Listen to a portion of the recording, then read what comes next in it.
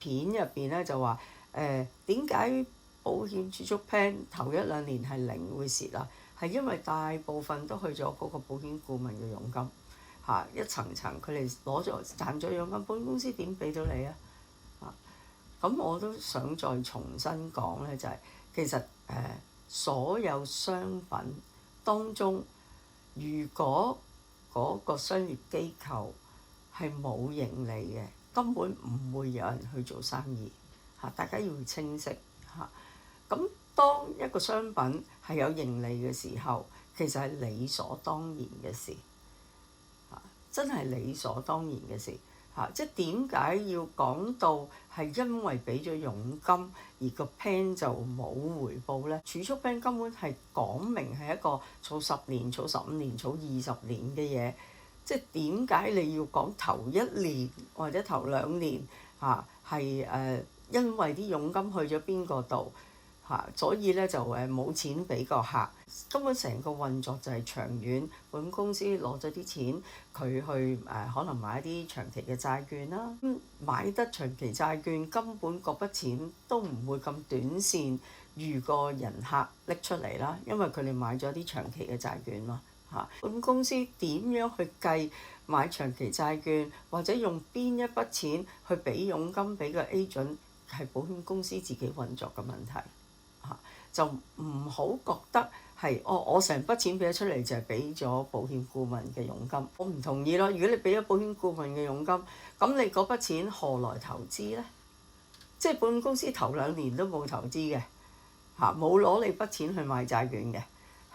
何來會慢慢跟住一路喺第5年、第10年會出到嗰啲回報出嚟呢？既然我都唔係精算，我都唔係知道晒成間公司攞一筆錢翻嚟有幾多去買債券嚇，有幾多去擺落去鋪租係嘛？即係佢都要租 office 噶嘛，有幾多去請人，去請精算師，請賠償部。幾多係去保險 agent， 但係你就唔可以講你一個保費入嚟係全部去晒啲保險顧問嘅佣金度，我覺得咁樣係好唔公平同埋好唔專業咯。每一個商品當佢定價係嗰個價錢，間公司跟住就會分配收咗依筆錢翻嚟之後，幾多去鋪租，幾多去請人，幾多去做廣告，其實都係分類嘅啫嚇。即係點可以咁樣咁片面咁講咧嚇？咁我都希望所有嘅消費者咧有智慧一啲，唔好咁容易俾人誤導。好啦，第2 part 咧佢就講咧好多保險顧問都會叫你買多啲儲錢 plan， 就儲定咧就預咧將來有筆錢就可以咧供斷嘅醫保高端醫療咧講緊係2010年開始有間大保險公司咧開始去賣。2010年講緊係16年前。如果你話用儲蓄保單去令到將來留筆錢去供醫療 plan 咧，我自己嘅經驗或者自己嘅印象咧，就係喺2年之後大約係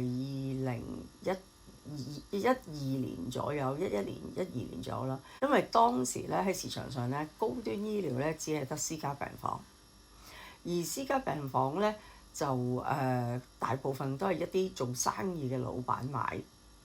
咁做生意嘅老闆咧，通常都比較係有現金流同埋比較多資金。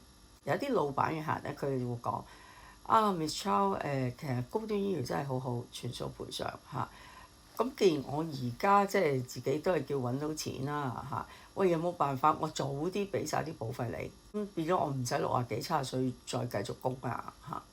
當時喺我自己經歷咧，真係有啲老闆客係自己咁提出嘅嚇，因為佢哋比較有資金，而跟住我哋就會有即係反映俾公司睇會唔會有一啲即係短期啲嘅儲蓄 plan 即係可能供款5年。供款10年而令到呢啲人客咧可以即係儲定筆錢喺度，咁 reserve 咗喺保險公司，到佢60幾歲嘅時候，起碼佢出邊做生意，所有嘢都執晒笠冇錢啦咁佢都叫呢度 reserve 咗筆錢，就幫佢繼續供個保單啦咁。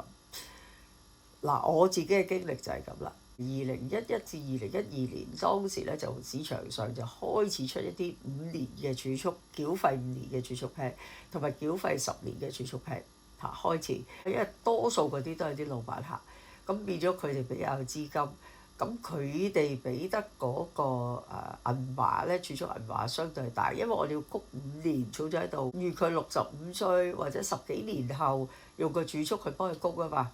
其實成個年期講緊都仲有10幾年嘅時間，因為通常啲老闆都係40零歲啦，係嘛？咁佢供個5年儲蓄，再加10幾年先到65歲，成個 plan 運作咗15至20年，佢會累大咗好多啊！嚇，我自己親身睇到市場嘅改變啦，到大約10年前度啦，開始出2人病房嘅高端醫療，2人病房高端醫療咧就係一啲公司嘅高管啦，中層管理人員啦，佢哋會買啦。中層或者高管佢哋人工或者佢哋嘅儲備就唔及啲老細咁多啦，係咪？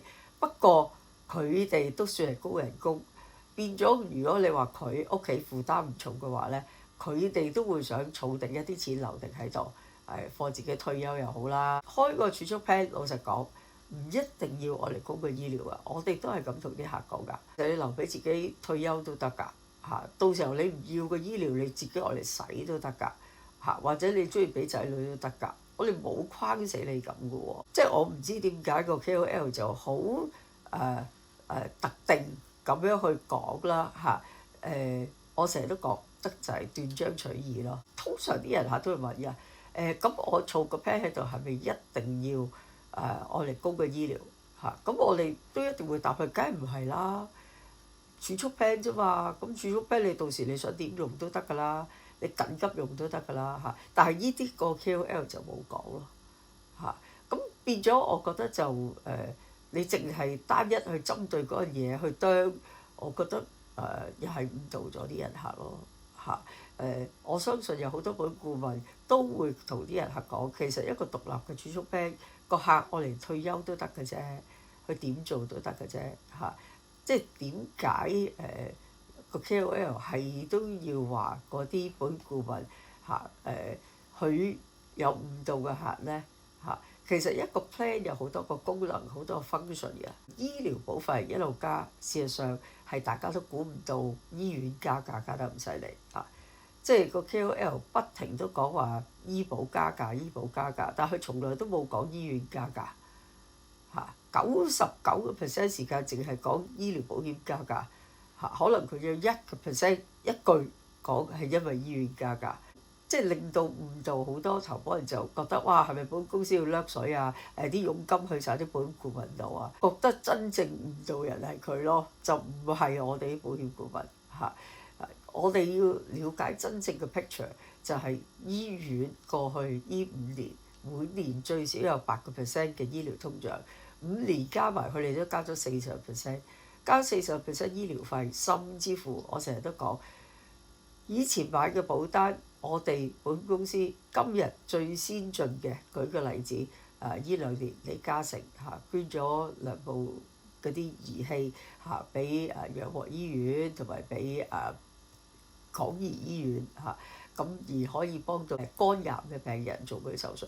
部機器就算佢捐出嚟都好，始終仍然要有一啲維修啊，甚至乎保持嗰啲儀器去更新啊。每個病人仍然需要30萬先至可以做到個手術。但係事實上人客咧做個手術，暫時以去幾多個案咧嗰個成功率好高啦，同埋人客個康復係非常之快嘅嚇。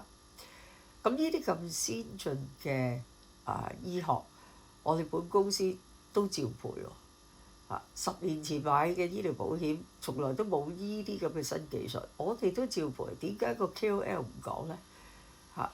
當時計保費嘅時候，我哋都冇預計到有呢啲咁先進或者咁昂貴嘅醫療技術。但係我哋履行社會責任，我哋係照賠喎。就算20年前嘅醫療保單，我哋都係照賠喎。咁點解佢又唔講下呢啲咧嚇？即係所以我覺得就係佢淨係知道 story 故事背後嘅1/10，佢就係放大嗰1/10。但係背後仲有90% 嘅真相，其實佢唔知，咁佢又冇講到嚇。咁所以點解你話即係我好想以我所知講俾大家了解更加多嚇，究竟成個唔好話 full picture 啊，我哋睇多少少，睇闊啲，究竟整體係咩事情嚇？整體係咩原因？而保險公司又做緊啲咩事情？履行緊啲賠償緊啲乜嘢嘅個案？咁讓大家咧去分析一件事嘅時候咧，公平一啲啦。醫療通脹，甚至乎保險公司要賠好多新嘅先進技術，機械臂啊，係啦，或者而家啲質子治療啊、免疫治療啊，呢啲咁新嘅治療，全部我哋都照賠。OK，好啦，咁你賠償多咗，令到個保費貴咗。咁保費貴咗，當然啦，你話10年前講嗰個儲蓄 plan 唔能夠今日唔足夠去履行夠幫個 plan 去供啦，係正常嘅嚇，因為你預先都冇計到醫療通脹令到保費通脹嚇，冇計到呢條數嘛。你話好多保險顧問去誤導客人我就覺得你咁樣講就更加令到投保人係偏向覺得保險顧問好似一路唔係講緊真實嘅説話。另一個角度講啦，其實保險顧問咧係都受到保監嘅監管啦。而家個年代咧，保險顧問講説話都好小心嘅嚇。即係點樣去銷售啊？係啦，正確去銷售啊嚇，因為好容易就會吊銷牌照。係咪一個保險顧問咁樣講兩句，個客就會買？跟住個客咁容易又俾人誤導、俾人呃咧？我覺得真係唔係咁容易嘅嚇。即係我相信每一個保險顧問咧都用咗好多心機去準備、去見客，跟住講咗好多背後保險嘅理念、價值、產品嘅功能，先至令到個人客OK 決定投保。咁但係咧，你話即係而家啲 KOL 就斷章取義，只係攞一句出嚟，跟住就去啄話啲保險顧問誤導客咧，我就覺得咁樣唔係咁公平咯。事實上，保險顧問去銷售保單，我覺得唔係咁容易亂講嘢。喺而家呢個年代我真係覺得唔係咁容易嚇。不過你話嗰個 KOL 佢自己而家第一身處外地，又唔喺香港，佢中意講乜都得㗎啦。佢又冇保險牌，佢中意講乜都得㗎啦嚇。即係同我哋真係孭住個牌照要去揾食嘅，好唔同嘅個心態。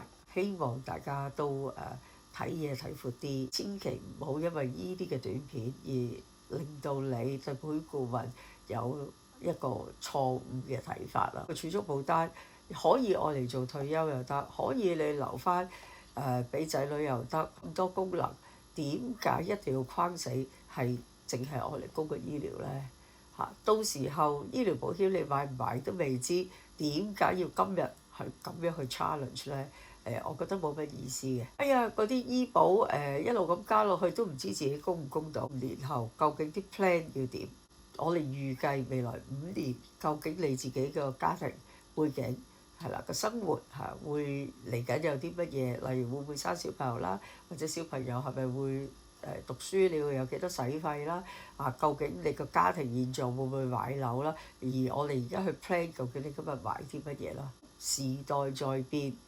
世界喺度進化緊，醫學喺度進化緊，我哋保險公司都係一路喺度諗辦法，點樣去令到大家投保人又贏，得到佢嘅保障，又大家俾到一個合理嘅保費，而保險公司又能夠賺到錢，保險顧問亦都賺到佢嘅戶口，生存得到咁個大家都贏咯但係如果你話我哋只係側重將一啲片面嘅嘢放大，跟住亦都唔係全部嘅事實嘅時候咧，咁我覺得就呢一個唔係一個良性嘅循環咯。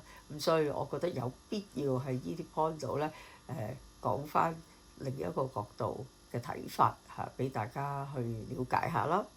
好啦，第三樣嘢咧，佢就話